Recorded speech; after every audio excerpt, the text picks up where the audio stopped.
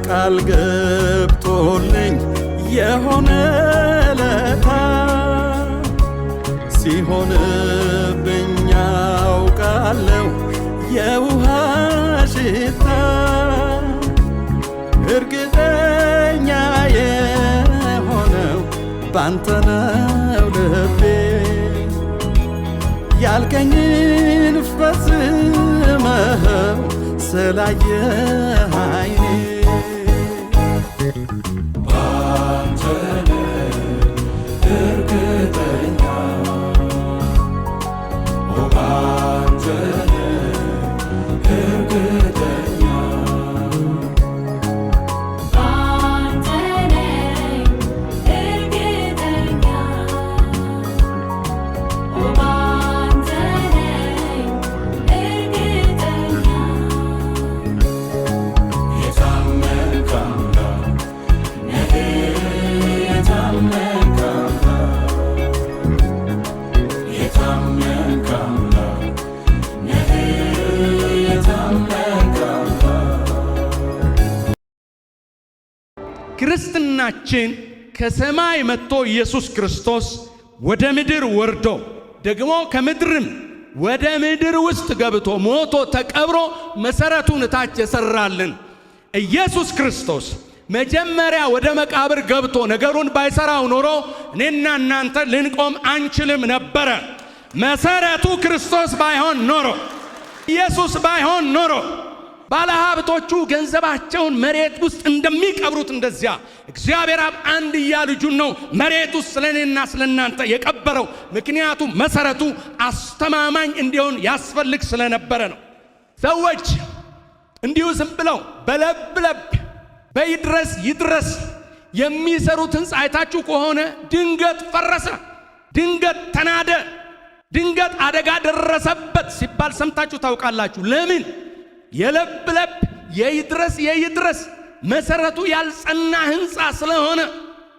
ክርስትናችን በሆነ አንድ ሰውዬ ላይ ቢደገፍ ኖሮ፣ በሆነች አንድ ሴትዮ ላይ ቢደገፍ ኖሮ፣ በሆኑ አንድ ቄስ በሆኑ አንድ ፓስተር ላይ ቢደገፍ ኖሮ ወገኖቼ እንዴት እንሆን ነበረ?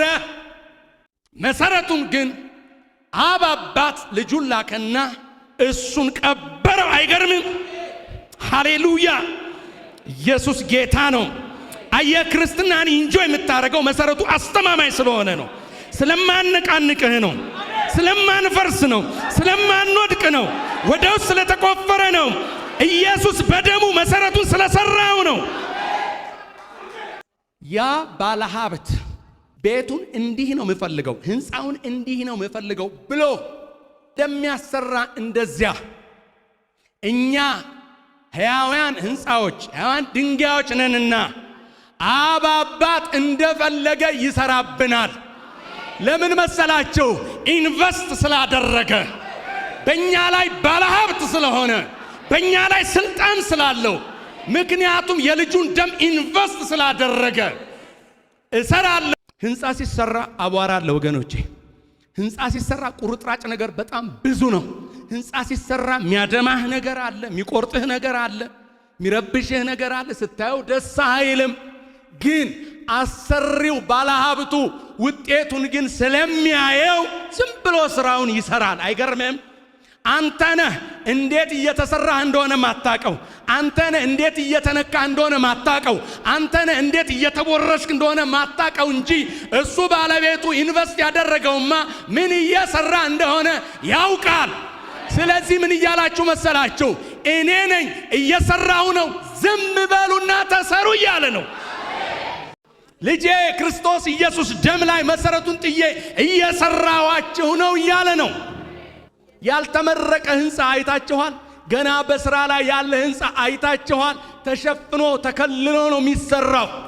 አሁን የሚሰሩ ሕንፃዎችን ስታዩ በትልልቅ ቆርቆሮች፣ ደግሞ ሕንፃው ከፍ ሲል ደግሞ አረንጓዴ በሆነ የሆነ መረብ ነገር እንዲጠቅልለው ሕንፃውን ሰው እንዳያየው፣ አሰራሩን ማንም እንዳያይ፣ በኋላ ለምርቃት አዲስ እንዲሆን ሸፍነው ይሰሩታል።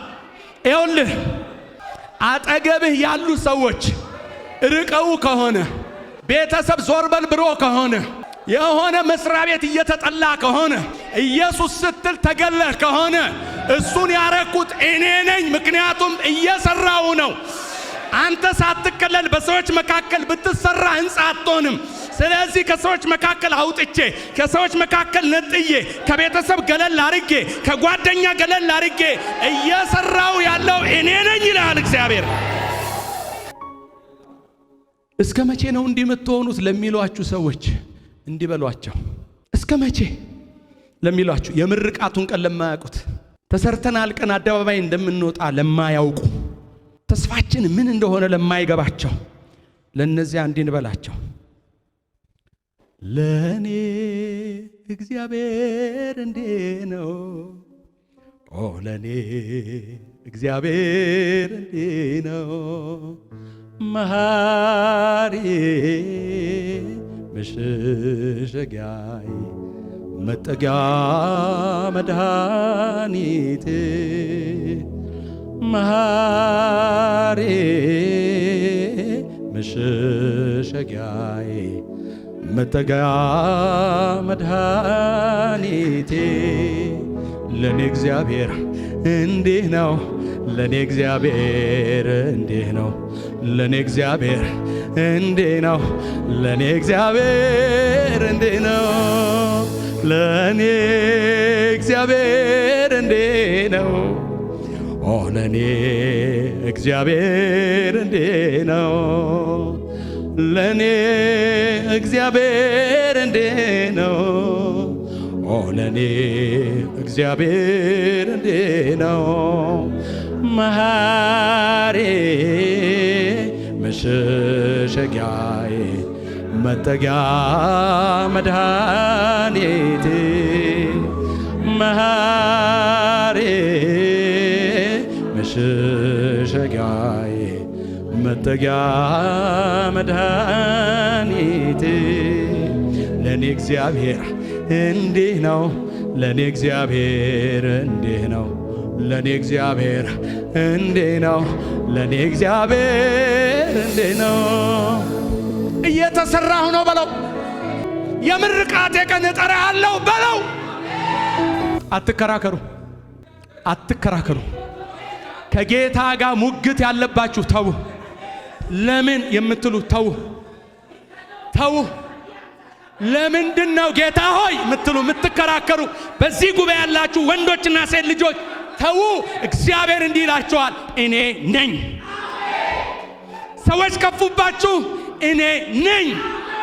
የማንንም እርሾ አይፈልግም። የማንንም የእጅ ውጤት አይፈልግም።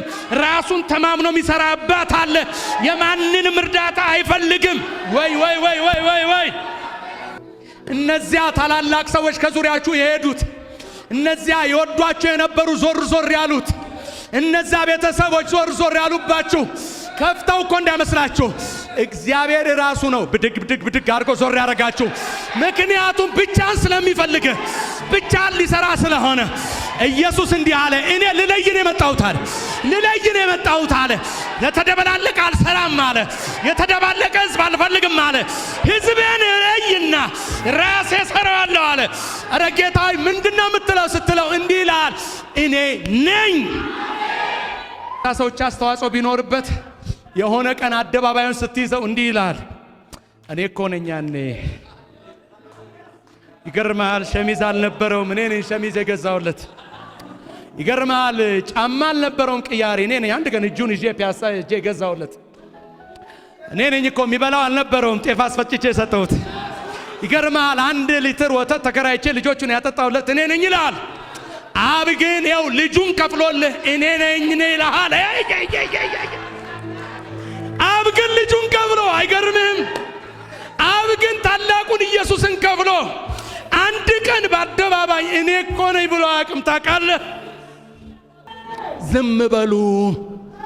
እነ ከሌን ዞር ያረኩት እኔ ነኝ ይልሃል። እጅ ነው የሚያጸናኝ የሚያጽናናኝ፣ እጅ ነው ከስብራቴ የሚጠግነኝ። እጅ ነው የሚያብስልኝ የልቤን እንባ እጅ ነው ደስታን ቢሰጠኝ ቤት ስገባ